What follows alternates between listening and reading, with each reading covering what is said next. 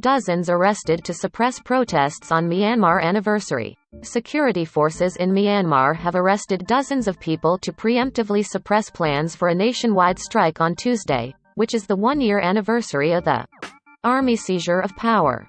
3:22.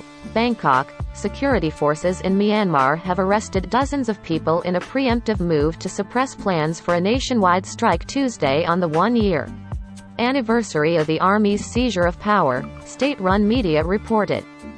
Opponents of military rule in the country have called for a silent strike, aimed at emptying the streets of Myanmar's cities and towns by having people stay home and businesses shut their doors from 10 a.m. to 4 p.m. One of the planned follow-up protests then wants supporters to make noise by banging pots and pans, or honking horns.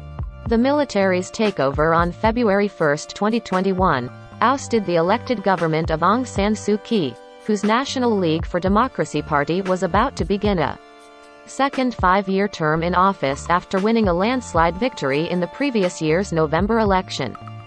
At least 58 people have been arrested since last week after posting notices on Facebook that their shops and businesses would be closed on Tuesday, according to reports in the state-run Myanmar Allen daily newspaper. The detainees from the cities of Yangon, Mandalay and Myawaddy include shopkeepers, restaurant owners, a doctor, a makeup artist, a mobile phone repair shop owner and an astrologer, Myanmar Allen daily reported. Their arrests followed official warnings that people participating in the strike could be arrested and put on trial, including for offenses under the counterterrorism law that carry maximum penalties of life imprisonment and the possible confiscation of their property. The crackdown was confirmed by friends and family of some of the targets, including the Sip Cafe Club coffee shop in Mandalay. The Facebook page announced it would be closed on February 1 by using the words, "silent strike," and the cafe was confiscated, one of its workers told the Associated Press on condition of anonymity because he feared reprisal from the authorities. Two previous silent strikes, last year, in March and on Human Rights Day in December, appeared to enjoy popular support despite intimidation by the authorities, which in some cases did not allow participating shops to reopen until a week later.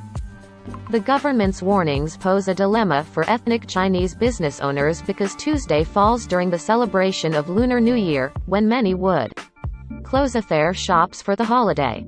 Widespread nonviolent demonstrations followed the army's takeover initially, but armed resistance began after protests were put down with lethal force.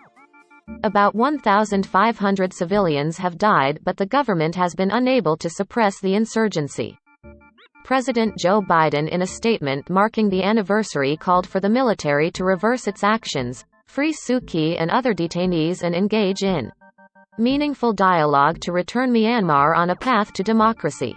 The State Department also said it was working closely with the Association of Southeast Asian Nations, of which Myanmar is a member, to hold accountable those responsible for the takeover.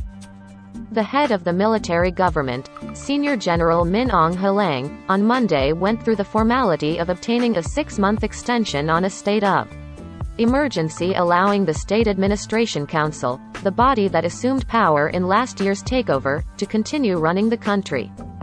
The extension was granted by the National Defense and Security Council, whose membership is made up of the top military chiefs and cooperative politicians.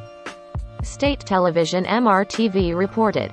The military government has already declared its intention to maintain a state of emergency until it holds a new election in August 2023. As part of the process of applying for the extension, the State Administration Council, which exercises executive, legislative and some judicial powers, submitted a report about its work over the last 12 months to justify the extension.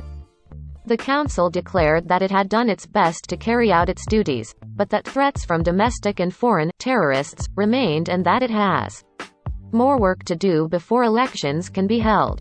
The military has designated the main groups opposed to its rule as terrorist organizations.